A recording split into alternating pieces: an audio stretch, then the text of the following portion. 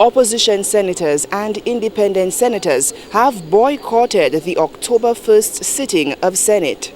Confirmation that the Senate was a no-go came from President of the Senate, Janine Giraudy McIntyre, shortly after the commencement of the Thursday's Upper House sitting. Normally we start at 10, and at this point we do not have a quorum, as we only have 4 senators. So there will be no sitting. The Senate was due to debate the controversial COVID-19 Prevention and Control Bill that passed the lower house on Tuesday after opposition members walked out of the parliament before the bill was put to a vote.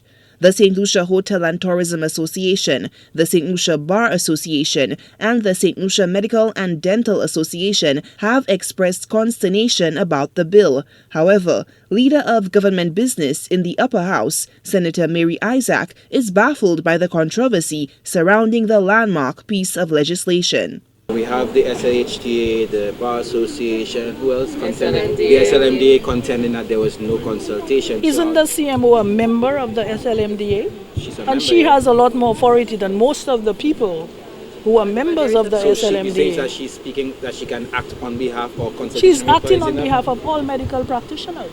She's the CMO. Is that not contradictory to statements that the Prime Minister made when he said the Bar Association did not consult their 200 plus members?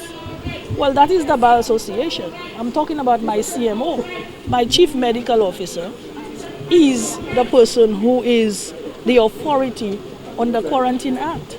And she's mentioned in other legislation as well. But man, we're speaking about consultation with the SLMDA. You just said that she's a member of the SLMDA. So should we take this to mean that because that she was consulted, the SLMDA was consulted? No, what I'm saying is she was consulted in addition to members of the SLMDA, because when we held the consultations for COVID-19, the Emergency Powers Act and all of that, all these agencies were involved. So now for them to come that's 2 different legislations at the last minute and say they were not consulted. If you have a collection of poems and each poem is presented on its own merit, when you have the collection, what happens? Have these poems not been already exposed to, your audiences? The bill, if passed in the upper house, would essentially make it law for face masks to be worn in public for a 2-year period from the commencement of the act, with the public being defined as outside a person's home, meaning the beach, private car, events, restaurants, cinemas, etc. If I was the Prime Minister and I was bringing this bill here and the opposition was behaving the way they were behaving here, I would withdraw it and still live the state of emergency. And then you would hear you and cry. This Labour Party does not know what they want. Everything that you have brought to this house is criticism. But this government has shown by its prudence and the manner in which it has handled this COVID that we are the best in the world. Why want to change anything here? What is in there that is so draconian, that is so anti-public, that infringes on the rights of the individuals that you want consultation? When Dr. Anthony passed 361, did the Bar Association ask for consultation?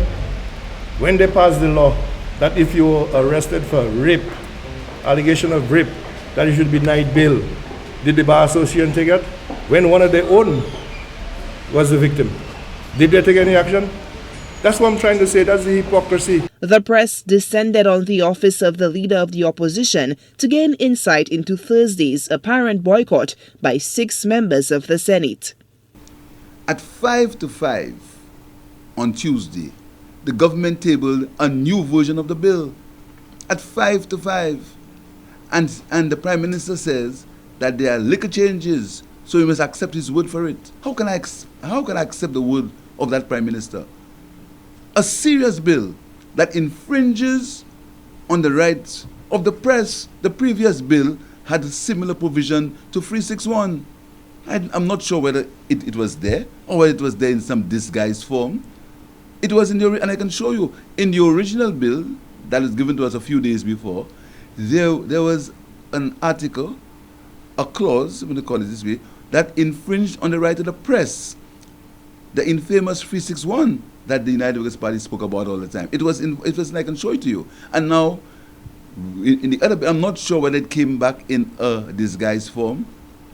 The bill speaks to a command center.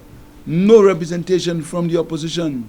No representation from the St. Lucia Medical and Dental Association. The same bill went to Grenada, and the Grenada government withdrew it for consultation. Pierre, who underscores the importance of proper procedure and consultation, warns that any abuse of the Constitution will trigger a call from the opposition to the people of St. Lucia to, quote, take to the streets, unquote. Meanwhile, members of the public gathered near Constitution Park to voice their grievances with the bill. Former Babono MP Alvina Reynolds backs the senator's no-show. I support them 150%. It calls for action to tell the Prime Minister and the cabinet ministers that you are going about this the wrong way. If you have a bill that you want to get into law, it affects the people of this country. The people of this country must have a say.